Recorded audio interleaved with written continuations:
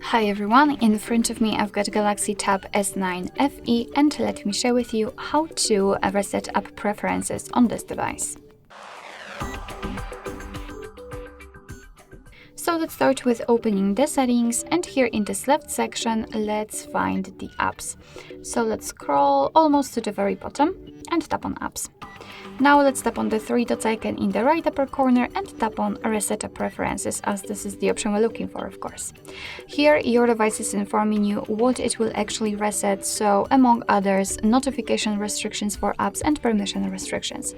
What's more, no worries, you won't lose any app data, so simply tap on Reset and basically this is it.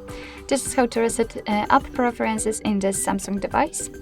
Thank you so much for watching. I hope that this video was helpful, and if it was, please hit the subscribe button and leave the thumbs up.